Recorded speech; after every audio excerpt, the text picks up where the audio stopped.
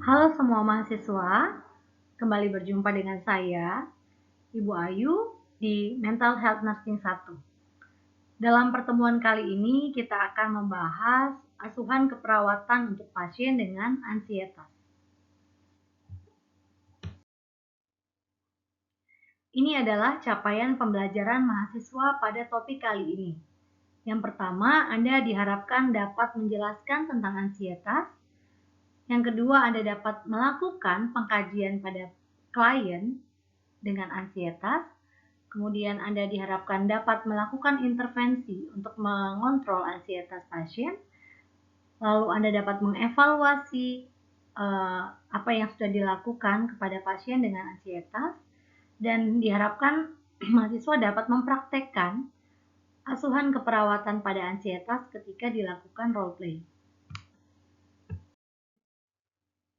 Adalah sesuatu yang penting untuk mahasiswa keperawatan kembali mengingat apa sih arti dari kesehatan jiwa. Kesehatan jiwa adalah suatu kondisi yang sejahtera secara fisik, secara mental atau psikologis, dan secara sosial. Tidak hanya terbebas dari penyakit yang berkaitan dengan fisik ataupun psikologis. Dan kesehatan jiwa berarti seseorang mampu menyadari potensi dirinya, dapat mengatasi stres, dan mampu bekerja secara produktif, serta memberikan kontribusi pada masyarakatnya. Mengapa kita perlu memahami definisi dari kesehatan jiwa?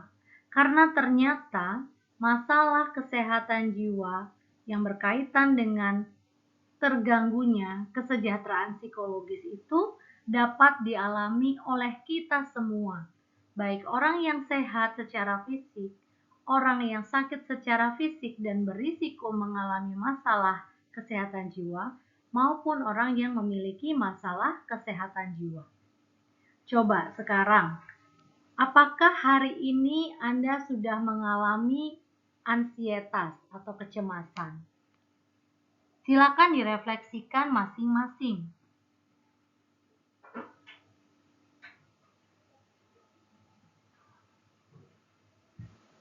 Kemudian Anda dapat melihat prevalensi dari ansietas baik di dunia maupun di Indonesia. Di tahun 2019,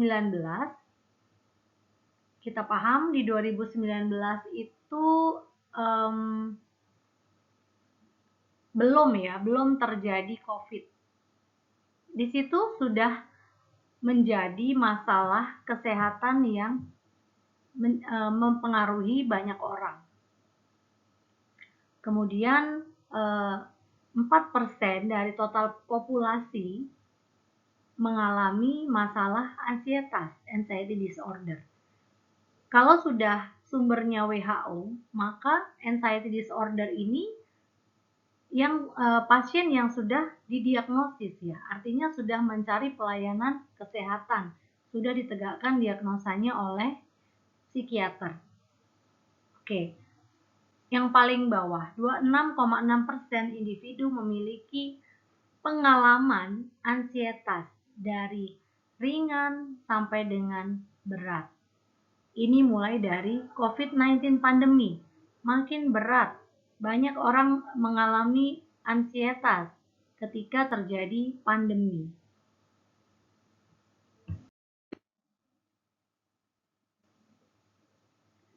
Nah, sekarang kita belajar tentang definisi dari ansietas.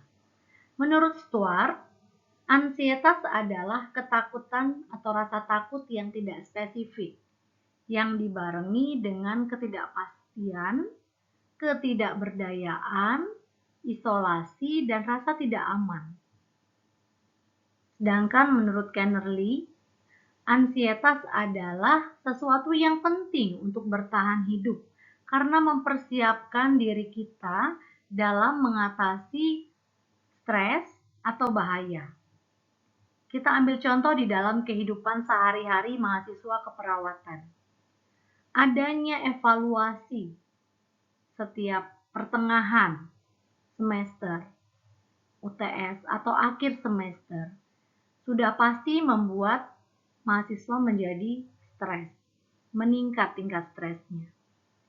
Nah, ketika berada di zona yang aman dan nyaman, tentunya individu itu akan lebih santai, tidak dalam posisi siap sedia, tidak dalam posisi siaga. Tapi kalau seseorang tahu nih, 1 minggu lagi akan diadakan UTS, ujian atau UAS, maka sudah ada rasa cemas dari 1 minggu sebelumnya. Cemas tentang apa ya yang harus dipersiapkan, cemas tentang bagaimana ya, sulit atau tidak soal-soal yang akan diberikan, bagaimana nilai yang akan saya dapatkan nanti. Nah, ini membuat seseorang mulai melakukan tindakan-tindakan pencegahan terhadap kegagalan, bersiap-siap. Upaya-upaya belajar mulai dilakukan agar ujiannya dapat berhasil dengan baik.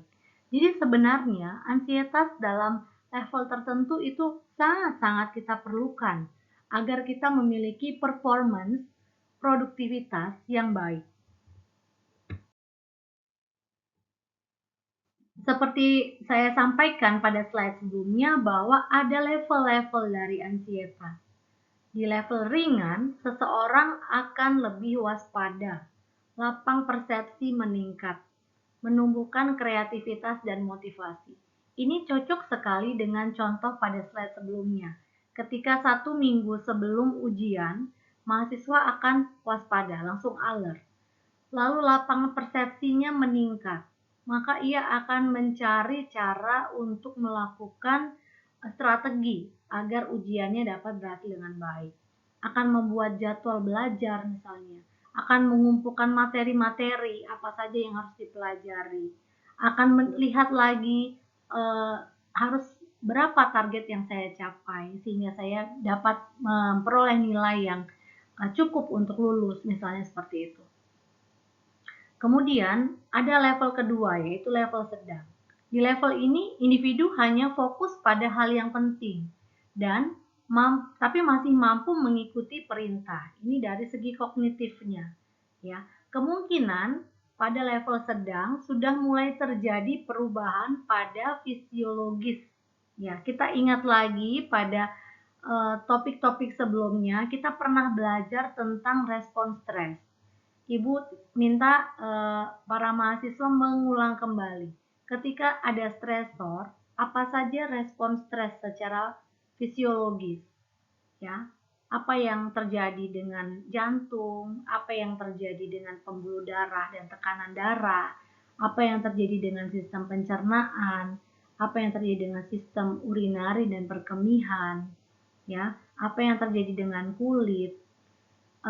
Neurotransmitter apa saja yang berproses ketika kita mengalami stres seperti itu, ya.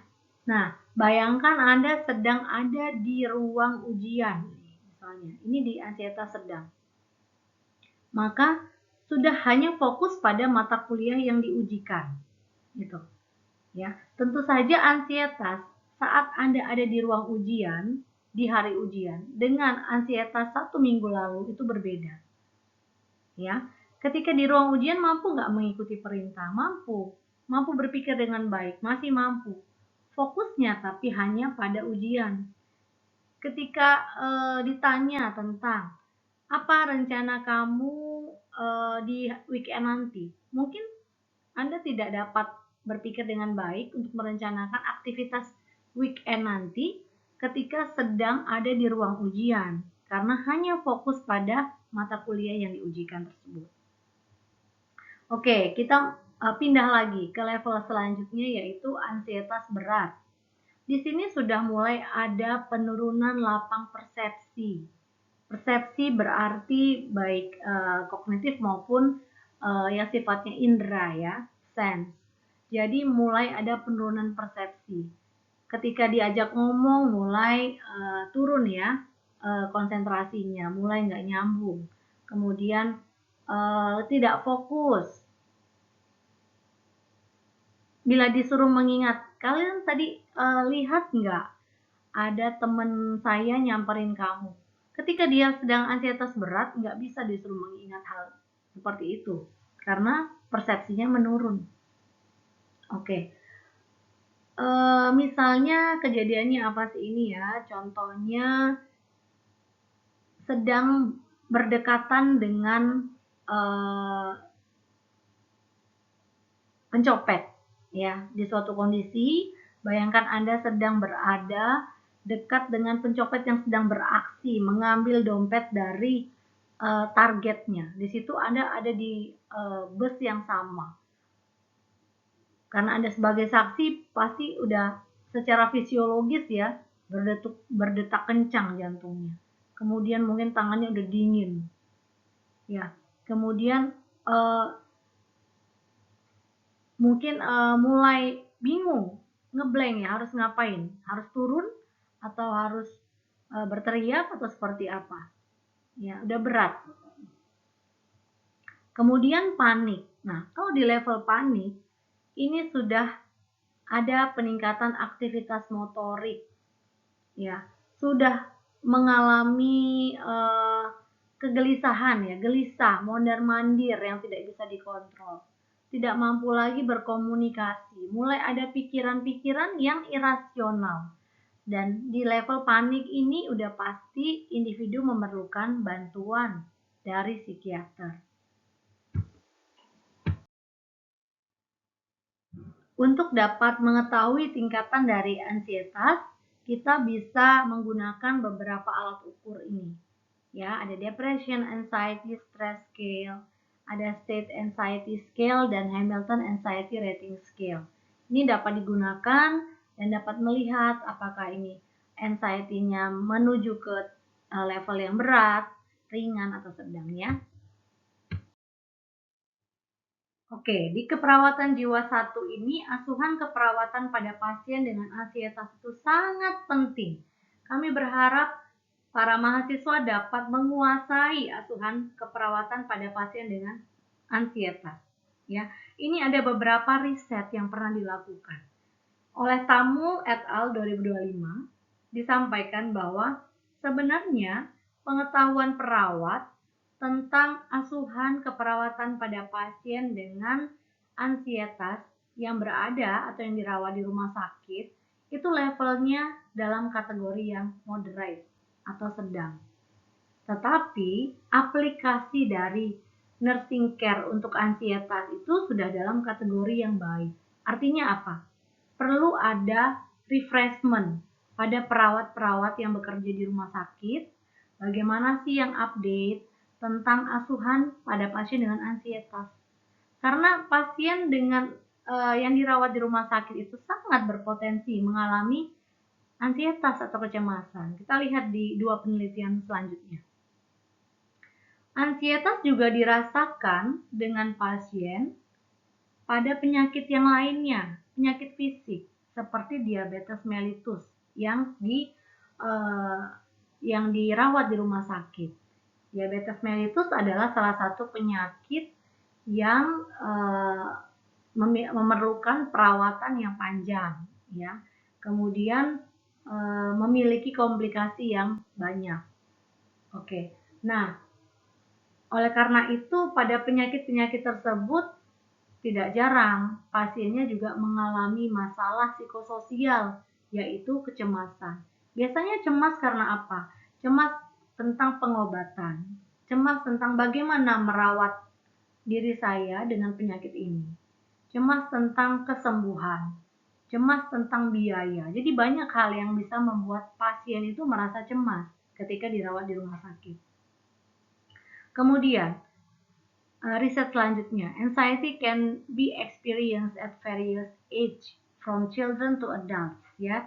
Jelas banget, anak-anak dari bayi sampai lansia, ini nggak hanya adult, nggak hanya dewasa, tapi sampai lansia, semuanya bisa mengalami ansietas, ya.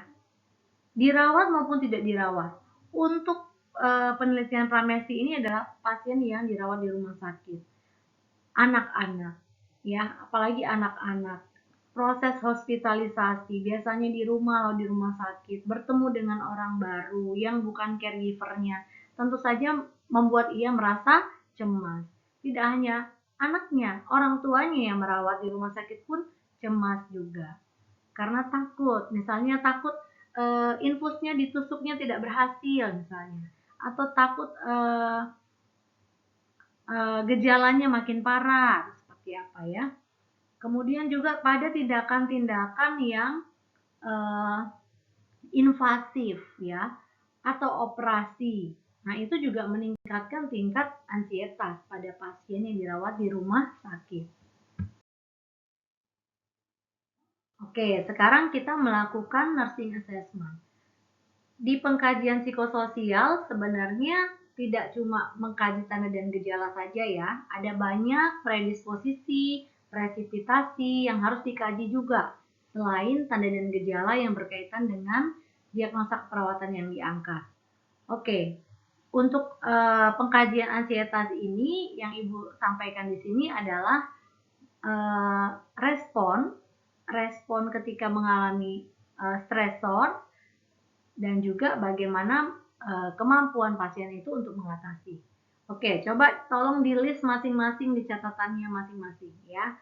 Tanda dan gejala secara kognitif. Kalau kita lihat tadi ada level ringan, sedang, berat, sampai panik.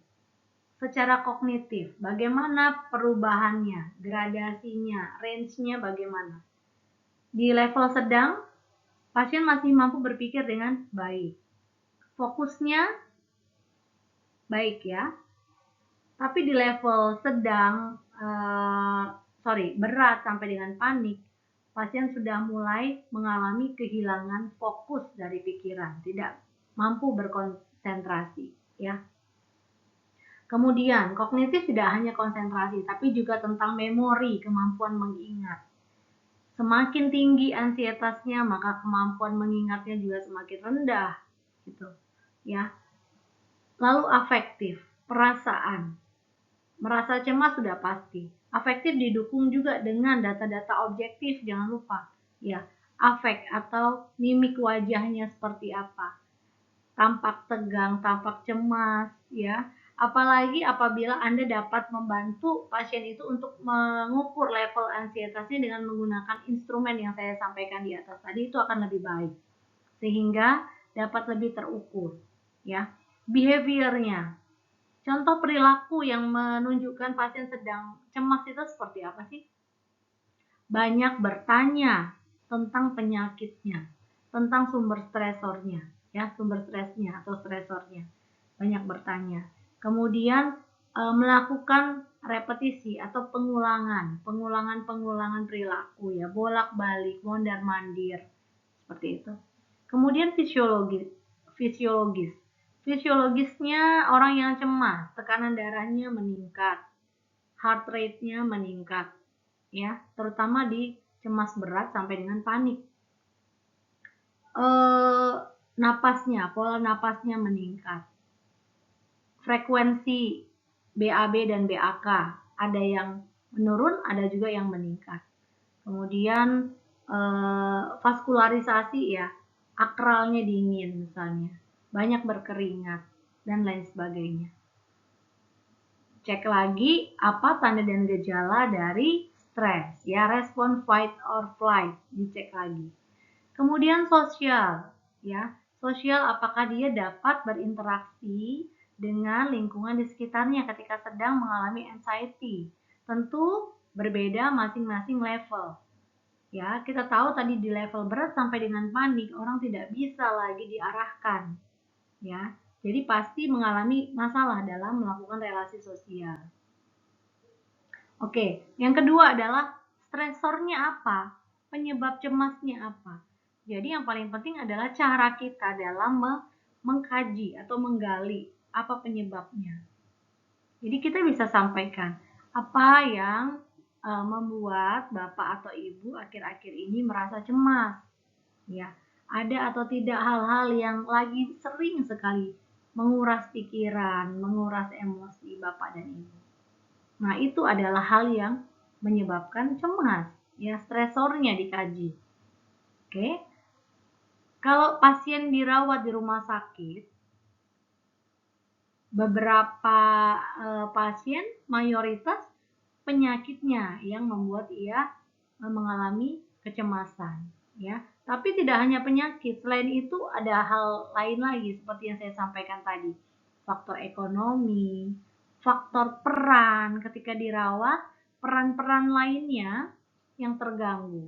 Sebagai pekerja, sebagai ibu di rumah, anak-anaknya siapa yang merawat. Nah, itu juga menjadi suatu stresor ketika seseorang dirawat di rumah sakit ya.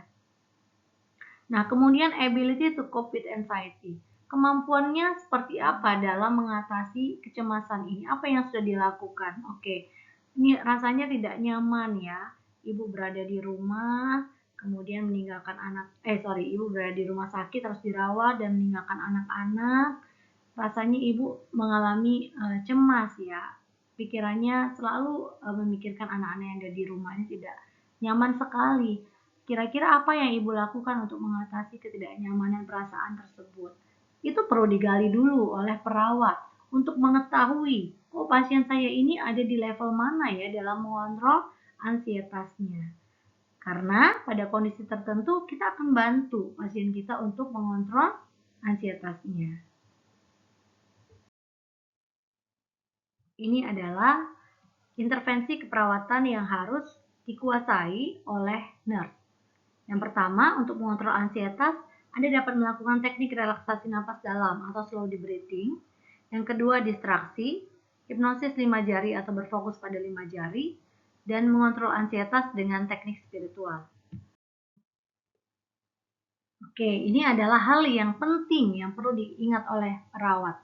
Ya, bahwa ketika melakukan edukasi atau mengajarkan suatu kemampuan kepada pasien, ini adalah tahap-tahapnya. Yang pertama adalah mengajarkan, artinya perawat yang melakukannya dulu. Kemudian melakukan bersama, perawat mendampingi pasien. Supaya pasien juga tahu, oh sudah betul atau belum apa yang dilakukan. Yang ketiga, kita minta pasien melakukannya secara mandiri. Ya, jadi dalam satu kali pertemuan, itu perawat melakukan 2 kali keterampilan dan pasien juga melakukan 2 kali keterampilan. Ya. Nah, setelah itu minta pasien melatihnya dalam jadwal harian. Karena intervensi-intervensi di dalam keperawatan jiwa itu perlu suatu pembiasaan, latihan dari hari ke hari sehingga diperoleh kemampuan atau skill dalam melakukan tindakan tertentu ya. Ini dalam mengontrol kecemasan spesifiknya. Nanti di dalam asuhan-asuhan yang lain bahkan di asuhan keperawatan untuk gangguan akan juga diajarkan beberapa teknik yang perlu dilakukan pengulangan-pengulangan sehingga makin mahir. Setelah itu beri waktu, karena tidak selalu suatu kemajuan atau suatu tanda dan gejala itu dapat kelihatan hasilnya dalam jangka waktu beberapa menit. Beri waktu, ada yang 1 shift lalu dinilai lagi ketika shift akan berakhir tanda dan gejalanya. Ada juga yang perlu beberapa menit, ada yang perlu harian ya. Kemudian evaluasi kemampuan pasien. Kalau kemampuan pasien sudah bisa langsung kita nilai ya ketika dia melakukan secara mandiri. Apakah bisa melakukan secara mandiri atau masih banyak yang dilupakan step-stepnya sehingga kita bisa memutuskan bahwa pasien ini perlu pendampingan ketika melakukan latihan.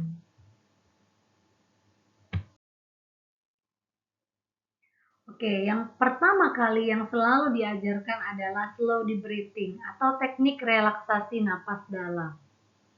Saya akan berikan link terkait hitungannya. Karena napas dalam, yang namanya napas dalam sudah pasti tidak secepat napas biasa ketika kita tidak sedang dalam keadaan cemas ya. Apa sih kegunaannya slow deep breathing? Yang pertama, slow deep breathing ini mengaktifasi sistem syaraf parasimpatis ya, yang mengontrol tekanan darah, mengontrol heart rate ya. Kalau kita perhatikan tanda-tanda vital yang dapat dikontrol hanya nafas, yang lainnya itu secara involuntir atau tidak bisa dikontrol ya.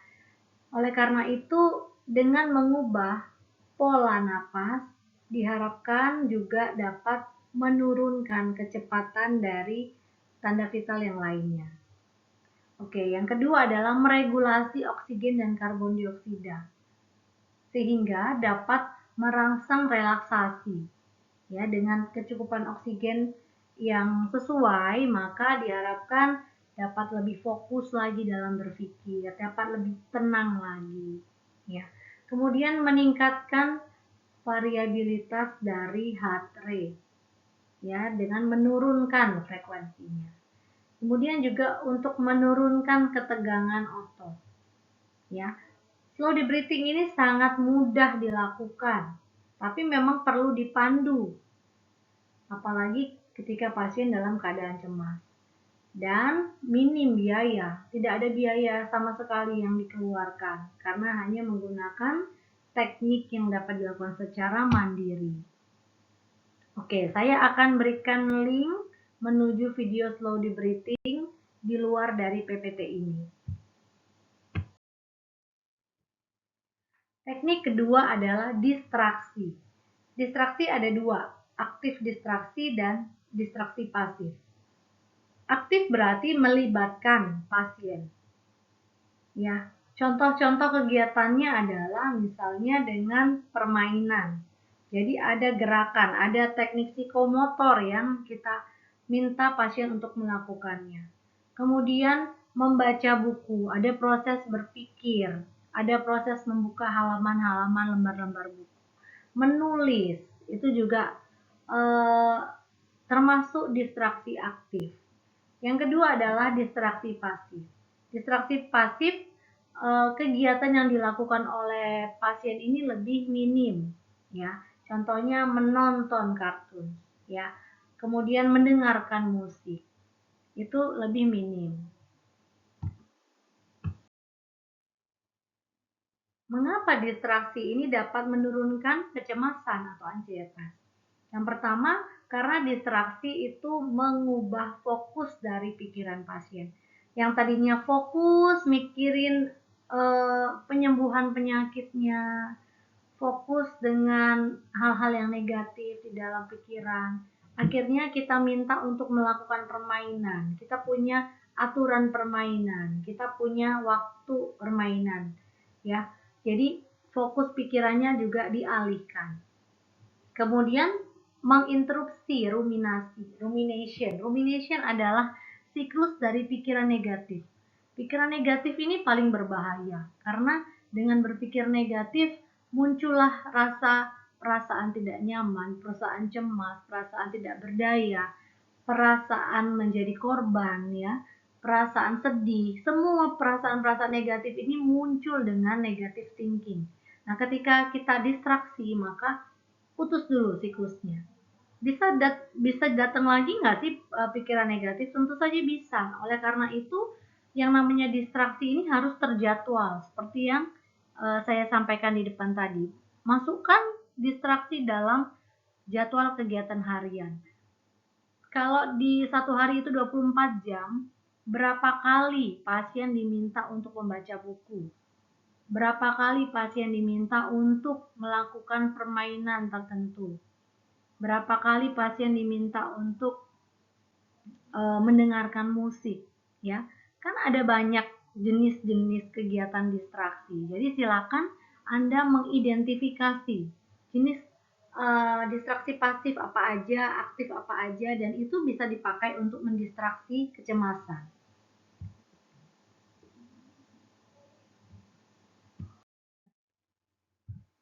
Oke, intervensi selanjutnya adalah hipnosis 5 jari atau berfokus pada 5 jari. Ini juga intervensi yang murah, tidak ada biaya sedikit pun karena hanya menggunakan jari-jari kita sendiri. Tapi memang membutuhkan ruangan yang tenang dan membutuhkan pemandu pada awal-awal diajarkan ke pasien. Ya, jadi bagaimana caranya? Kita menghubungkan jari telunjuk, tengah, jari manis, dan jari kelingking dengan jempol. Pertama-tama minta pasien untuk mengambil posisi yang nyaman.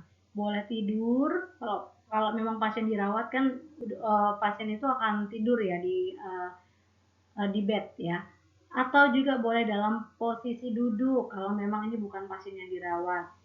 Kemudian ambil ruangan yang tenang. Kemudian minta pasien mengatur nafas atau melakukan slow breathing terlebih dahulu sehingga nafasnya teratur, kemudian lebih fokus untuk mengikuti arahan dari pemandu. Kemudian pemandu atau perawat meminta pasien untuk menutup mata sehingga lebih fokus pada arahan. Nah, yang pertama, minta pasien membayangkan ketika badan sehat. Itu menghubungkan jari telunjuk dengan jari jempol. Ya, boleh juga disertai musik ya, tapi untuk musik ini pastikan Anda menanyakan terlebih dahulu pada pasien musik apa yang disukai untuk menenangkan. Apakah musik klasik atau instrumen ya, seperti itu. Tentu bukan musik yang beatnya terlalu kencang ya, karena ini fungsinya untuk memfokuskan pikiran atau guidance imagery. Yang kedua adalah bayangkan tempat yang paling disukai. Tempat yang paling disukai. Bayangkan saat mendapat pujian. Ini udah berganti. Tadi kan telunjuk, nomor 2 itu jari tengah dengan jempol, nomor 3 itu jari manis dengan jempol. Dan yang terakhir adalah jari kelingking dengan jempol adalah bayangkan orang yang dikasihi. Nah, hanya ini hati-hati karena orang yang dikasihi ini kadang-kadang malah menimbulkan perasaan yang sedih. Padahal itu yang tidak kita mau ya. Kita ingin pasien itu mengalami penguatan. Ya, jadi bisa kita minta pasien untuk mengingat orang yang paling dikasihi dan apa sih kira-kira yang bakal dia pesankan supaya Anda lebih kuat untuk menjalani kondisi saat ini. Seperti itu. Setelah itu dapat kembali melakukan slow breathing dan dapat mengakhirinya dengan berdoa sesuai dengan agama dan kepercayaan pasien. Nah, yang terakhir adalah dengan cara spiritual. Spiritual berarti hubungan seseorang dengan Tuhan, hubungan pribadi dengan Tuhan. Nah, biasanya untuk masyarakat Indonesia, masyarakat yang beragama, kita perlu tahu dulu agama dari pasien kita apa, agama dan keyakinannya, kemudian kebiasaan dalam beribadahnya seperti apa. Nah, di tiap rumah sakit biasanya bisa memfasilitasi pasien untuk dapat mendapatkan pelayanan ibadah. Kita bisa bantu ya pasien kita. Selain itu, kita juga bisa tanyakan, tentu dengan setelah membangun hubungan percaya yang baik ya, kita bisa memfasilitasi untuk melakukan refleksi ya. Ini bukan hanya sebuah perintah ya, coba direfleksikan, bukan seperti itu. Tapi kita bersama-sama, tahapnya sama seperti kita melakukan intervensi yang lainnya ya. Kita siapkan pulpen, kita siapkan kertas, kita siapkan pertanyaan-pertanyaan refleksi. Boleh dilakukan dengan suasana yang tenang, boleh didampingi dengan musik-musik pendukung ya, sehingga pasien dapat melakukan refleksi dengan baik. Yang direfleksikan apa? Apa sih yang saya alami? Apa perasaan-perasaan yang muncul mungkin? Apa kekhawatiran-kekhawatiran saya? Kemudian apa yang dapat saya lakukan? Apa yang dapat saya kontrol dan apa yang tidak dapat saya kontrol, seperti itu. Ya. Kemudian apa maksud Tuhan untuk apa yang saya alami saat ini? Nah, itu dapat dituliskan, ya. Refleksi ini membuat seseorang dapat mengambil nilai-nilai. Ini adalah salah satu bentuk coping yang berfokus pada kognitif atau nilai-nilai. Sehingga ada suatu pencapaian atau naik level secara kedewasaan diri, kedewasaan mental, dan kedekatan hubungan dengan Tuhan. Oke. Ini adalah intervensi-intervensi yang dapat kita lakukan untuk mengontrol ansietas. Ya, jadi tidak hanya dalam satu hari kita bisa mengontrol ansietas. Hari pertama, hari kedua, dan sampai ke hari-hari seterusnya, ini dapat satu persatu dilakukan dan terus diulangi dalam jadwal harian, ya. Kan boleh melakukan slowly breathing setiap hari, boleh melakukan listening to the music setiap hari, boleh berdoa merefleksikan hari ini setiap hari, ya. Dengan melakukan coping terhadap anxiety, maka harapannya ansietasnya dapat dikontrol sehingga pasien dapat berpikir dengan lebih logis, lebih tenang. Tentu ini sangat berpengaruh terhadap penyembuhan secara fisik apabila memang pasien itu dirawat di rumah sakit.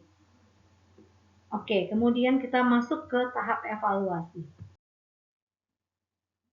Pada tahap evaluasi, yang kita nilai yang pertama adalah tanda dan gejala. Kita bandingkan selalu here and now, datanya selalu here and now. Saat kita melakukan evaluasi, dengan saat awal tadi di awal bertemu pasien pertama, apa perbedaannya? Karena ini yang diangkat adalah ansietas, maka kita bandingkan data subjektif ansietas dan data objektif ansietas. Silakan dilihat buku asuhan keperawatan dengan ansietas, lihat data minor dan data mayornya seperti apa. Saya tidak akan review kembali karena sudah ada di referensi. Oke, kapan saja sih kita melakukan evaluasi? Tentunya setelah melakukan intervensi. Setiap bertemu dengan pasien, kita bisa melakukan evaluasi. Nanti, evaluasi ini akan muncul dalam SOAP, dalam evaluasi keperawatan, yang dituliskan atau dilakukan setiap berakhirnya shift. Ya, jadi mana data yang paling akhir, here and now yang paling akhir, kita bandingkan dengan data di awal shift. Jadi bukan data pengkajian yang diulang-ulang terus di dalam SOAP, tetapi data yang terbaru di setiap shift. Oke, kemudian ability to cope with anxiety. Jadi kemampuan copingnya seperti apa setelah kita mengajarkan berbagai intervensi tadi. Jadi yang muncul apa? Pasien mampu melakukan teknik relaksasi napas dalam secara mandiri 3 kali sehari. Pasien mampu melakukan distraksi, mendengarkan musik. Pasien mampu melakukan hipnosis 5 jari dipandu oleh perawat. Sign and symptomnya, pasien mengatakan merasa lebih rileks. Pasien mengatakan lebih tenang karena mengetahui proses tindakan yang akan didapatkan. Kemudian kita lihat bahwa data objektif itu bisa apa saja, bisa mimik wajah, bisa perilaku, bisa juga vital sign. Ya, jadi kita lihat lagi respon terhadap stres. Ada perubahan terhadap fisiologis tubuh, itu juga menjadi data objektif. Oke. Oke, ini adalah referensi yang digunakan. Saya berharap Anda juga tetap belajar sendiri, belajar mandiri dengan membaca referensi yang diwajibkan untuk dibaca. Dan juga apabila ada yang tidak dimengerti, boleh bertanya ketika in person atau juga melalui forum diskusi yang ada di LAN. Oke, terima kasih. Selamat belajar semuanya. Tuhan memberkati.